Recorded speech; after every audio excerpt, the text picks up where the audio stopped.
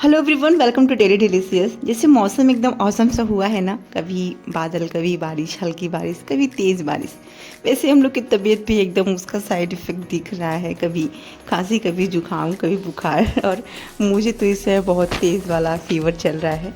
तो ना अपने यूपी के पूर्वांचल स्पेशल हमारे यहाँ एक अजवानी बनाते हैं जब सर्दी जुकाम होती है, या फिर घर में कोई छोटा बच्चा जब आया हो तब। तो बहुत ही ज़्यादा फ़ायदेमंद है और बहुत ही ज़्यादा स्वादिष्ट है। इसके लिए हम लोग कुछ सूखे मेवे लेंगे, जिसको 2-4 घंटे पहले या फिर जब रात में काम करके सोने जाए ना, तभी आप भिगा के रख दीजिए। काजू, बादाम, पिस्ता, चिरौंजी, किशमिश, छुहारा, जो भी हो आपके पास, थोड़ा ज़्यादा ही रहेगा ना, तो बहुत ही स्वादिष्ट और फ़ायदेमंद बनेगा ये। और मैं 2 चम्मच के करीब अजवाइन इसमें भिगा के रख दी थी। अजवाइन इसमें ज़रूर से जाता है, वो टेस्ट ही नहीं मिलेगा जब तक इसमें अजवाइन और सौंठ न जाए।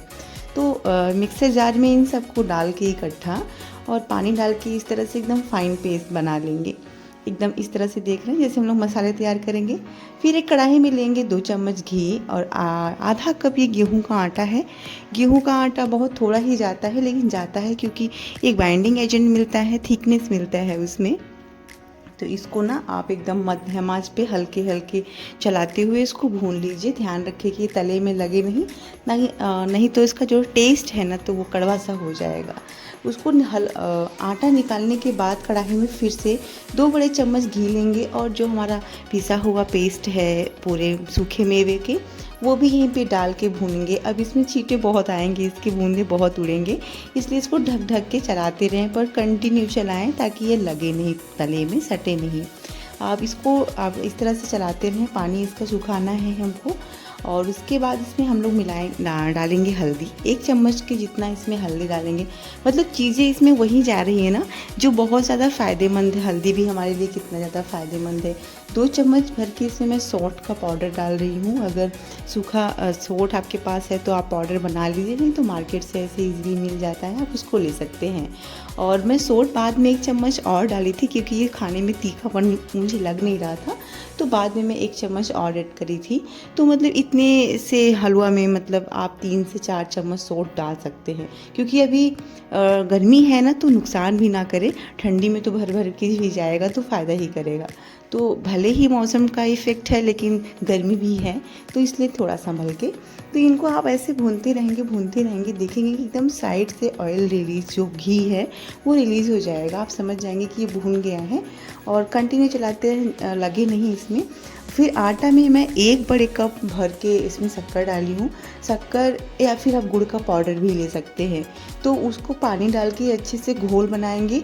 एकदम रनी घोल होना चाहिए, मतलब अगर थिकनेस उसमें हुआ ना तो बहुत ज़्यादा सूखा सा ये हलवा बनेगा। ये लपसी एकदम से, मतलब आप उंगली में उठाएं और गिर जाए, इस तरह से रहता है। तो जो जिसमें ड्राई फ्रूट्स हम लोग पीसे थे ना, वो वेस्ट क्यों जाएगा। उसमें भी पानी डाल के और इसमें डाल देंगे और एकदम रनी सा घोल बनाएंगे। और एक हाथ से कलछी से हलवा मसाला जो है वो चलाते रहेंगे और दूसरे हाथ से आप उठा के ये जो घोल रखा हुआ है आटे का, वो यहाँ पे डाल देंगे।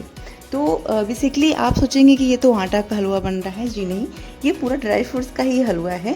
आटा सिर्फ थोड़ा सा जाता है एक थिकनेस के लिए, और मतलब बरकत भी होती है, थोड़ा आटा से ज़्यादा ही हो जाता है। और इसको ना आप ऐसे आराम से चलाइए ताकि इसमें लम्स ना आए, बल्कि विस्कर से या फिर स्पैचुला से, किसी से भी आप अच्छे से इसको घोल के तैयार कर सकते हैं। एक बार जब घुल जाए इस तरह से, एकदम स्मूथ सा हो जाए, फिर आप कंटिन्यू चलाएं अच्छे से उबाल आने तक। अभी आप देख रहे हैं एकदम रनी फॉर्म में है। और जब हलवा बन जाएगा ना, तो आपको खुद ही उसका ग्लेज समझ में आएगा और तो इसमें थिकनेस भी आएगी। बस आप कंटिन्यू चलाते रहें और उबाल आने का वेट करें। मतलब मैं आपको कढ़ाई में फर्स्ट टाइम घी डालते हुए नहीं दिखाई। तो जब ना आप ड्राई फ्रूट्स का मसाला पेस्ट जब भूनेंगे, तो थोड़ा घी ज़्यादा ही डालें, क्योंकि ये फ़ायदे के ही लिए बन रहा है। तो इसमें घी, ड्राई फ्रूट्स, अजवाइन, सौंठ, हल्दी, इतनी सारी चीज़ फ़ायदे के ही लिए डल रहा है। आप समझ सकते हैं कि कितना ज़्यादा स्वादिष्ट होएगा। मैं थोड़ा सा केसर डाल रही हूँ कलर इफ़ेक्ट के लिए और अच्छी खुशबू के लिए। आप इन सब चीज़ों को स्किप भी कर सकते हैं।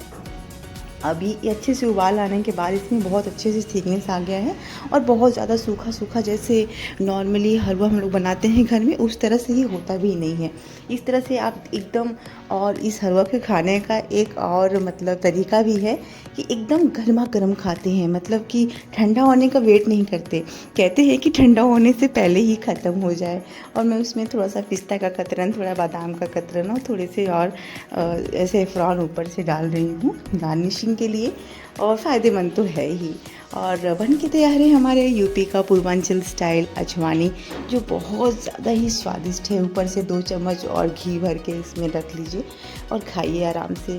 ये न्यू मदर्स के लिए, जिनको बच्चा हुआ रहे तुरंत उनके लिए दिया जाता है गर्मा गर्म खाने के लिए, या फिर सर्दी जुकाम हुआ रहे, इस तरह से किसी को फीवर आता रहे, 1 कटोरी भर के दीजिए। या वैसे भी घर में एक बड़े बुज़ुर्ग छोटे बच्चे को आप दीजिए, ये बहुत ही ज़्यादा फ़ायदेमंद है। मोस्टली अब लोग बनाना कम कर दिए हैं। मैं तो सोचती हूँ जो पुराने ज़माने में दादी नानी बनाती थी ना, वो हमारे लिए अमृत हुआ करता था, और उसको हमें भूलना नहीं चाहिए, बनाना ज़रूर चाहिए।